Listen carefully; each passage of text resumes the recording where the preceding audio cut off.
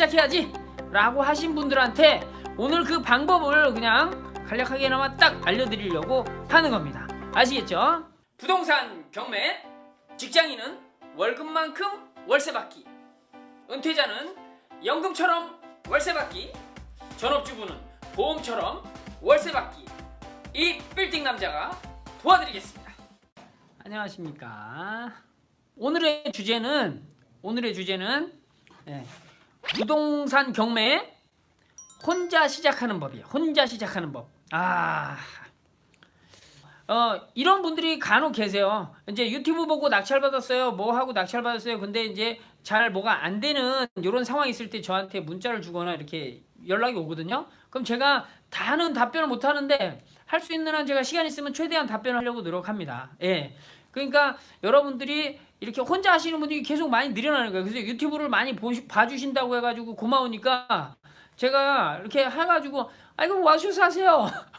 그렇게 하려고 그랬는데 그렇지 못한 사정이 있잖아요. 그리고 다 개인 사정이 있으니까 혼자 하고 싶으신 분도 있으니까 그럼 혼자 시작할 때 그러니까 아무것도 모르고 부동산 경매를 내가 혼자 시작해야지 라고 하신 분들한테 오늘 그 방법을 그냥 간략하게나마 제가 해본 방법이니까 간략하게나마 딱 알려드리려고 하는 겁니다. 아시겠죠? 자, 첫 번째 본래 이제 물건을 골라야 돼요. 경매는 물건을 골라야 되는데 이제 대법원 사이트에 가시면 경매 물건이 차라차라 올라와요. 예, 이건 무료입니다. 무료. 여러분들이 경매 물건 고르려고 옥션 사이트를 하면은 1년에 120만 원, 때로는 90만 원, 100만 원, 제일 싼 게 한 3, 40만 원 이렇게 돼요. 전국을 보는 게 1년 동안 보는 게.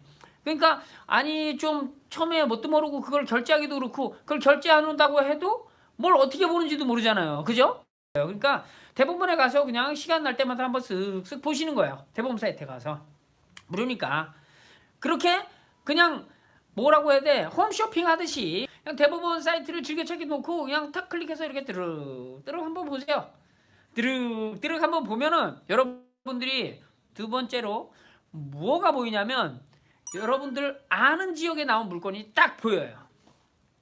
제 말이 딱 맞죠? 그죠? 해보신 분들 알아요. 네. 다른 물건은 안 보이지. 내가 모르는 지역이니까 뭘 봐. 그러니까 내가 아는 지역의 물건이 여기 있네? 예를 들어 내가 대학교 때 그쪽에 원 넘어져서 자취하던 그런 방들이 있는 거야. 그리고 내가 어릴 때 살던 동네가 나오지. 예? 어릴 때 살던 동네. 그래가지고 그거를 이제 보다 보면은 내가 아는 지역에 주변 물건이 나와요. 그게 딱 보인단 말이야. 그러면 관심이 딱 가잖아.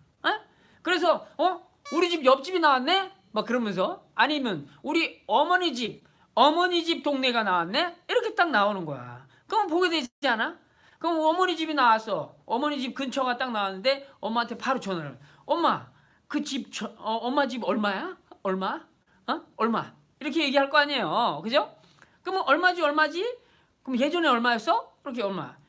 이 조사하는 거죠? 근데 어머니도 아마 잘 모르실 거야. 부동산에 별 관심이 없거든 일반적으로. 아시는 분은 정말 좋은 멘토를 얻으신 거고 부모님이 부동산에 관심이 있어서 잘 아시면은 정말 그 부모님하고 자꾸 얘기를 하셔야 돼요. 자, 그리고 그렇게 하다 보면 우리 집 근처에 나온 게 있을 수 있어요. 또는 내가 다니던 직장 근처에 물건이 나올 수가 있어요.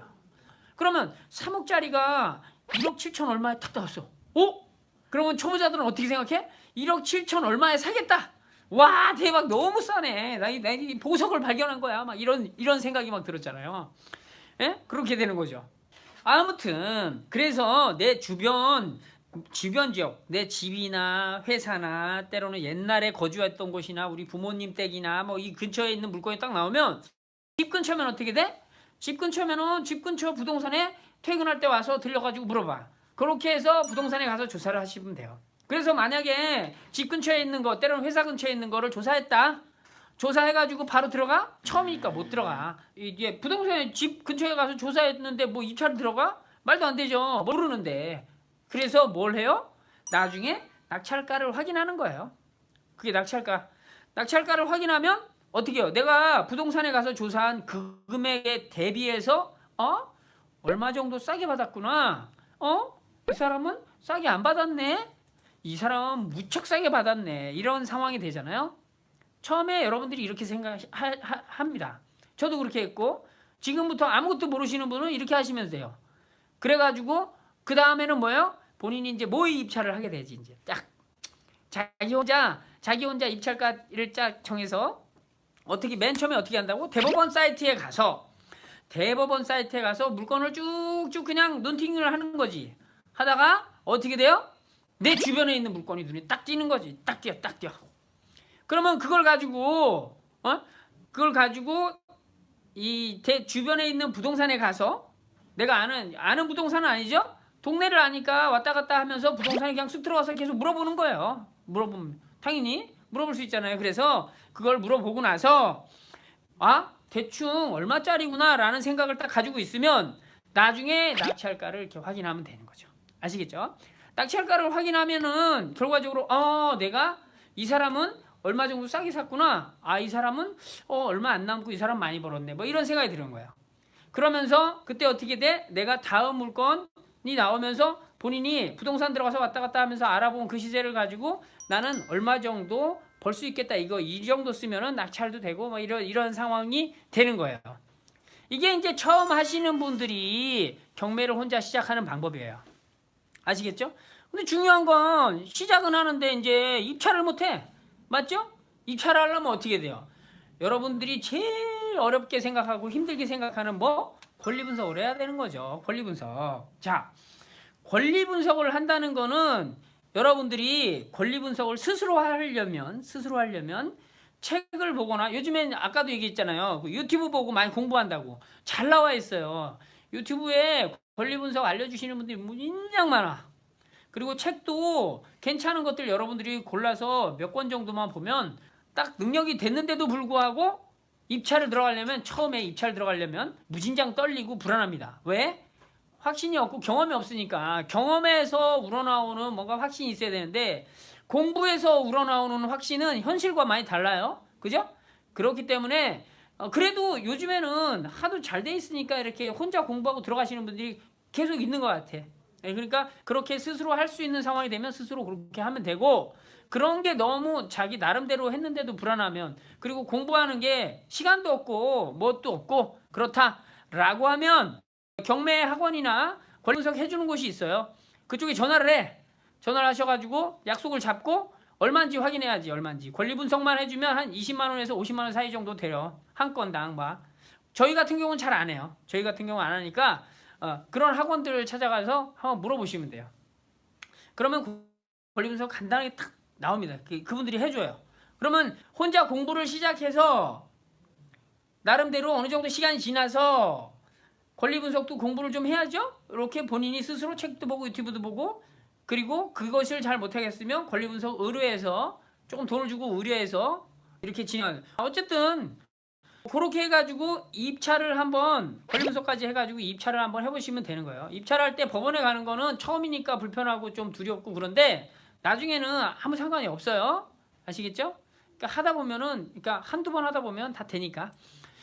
자, 지금 제가 이제 여러분들께 무슨 얘기를 드렸냐면은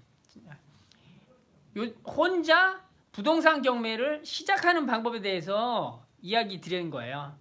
요렇게 하시면 여러분들도 혼자 이렇게 쭉쭉쭉쭉 하셔서 진행하시면 됩니다. 네. 괜찮을 것 같잖아요? 네. 근데 여기서 이제 제가 이제 중요한 포인트를 한 2가지만 말씀드릴게요. 2가지만. 여러분들이 이렇게 혼자 시작해서 꾸준히 해가지고 낙찰을 받고 하는데 딱 2가지 정도만 얘기를 해드릴게요. 그게 뭐냐면 첫 번째는 시세를 부동산에 가서 조사할 때 제일 중요해요. 그러니까 시세를 잘 파악해야 되는 게 제일 중요해요. 왜? 부동산 물건값들은 부동산 사장님이 다 알지 않아요. 그냥 주인이 내고 싶은 대로 내고 사고 싶은 사람이 사는 이러한 상황에서 정찰제가 아니란 말이에요. 정찰제가. 근데 여러분들 이상하게 부동산이 네이버 시세로 딱 나오면 정찰제인 줄 알아. 국토교통부 실거래가 딱 나오면 정찰제인 줄 안 거예요. 그게 안 그래요. 이런 거는 어떻게 알 수 있어요? 부동산에 가가지고 계속 뭐 예를 들어 지난달도 가고 이번 달도 가고 다음 달도 가고 그 다음 달도 가고 그전 연도에도 가고 올해도 가고 내년에도 가고 이게 계속 하다 보면 여러분들이 그게 정찰제가 아니고 그게 상황마다 수시로 바뀌는구나를 파악할 수 있어요.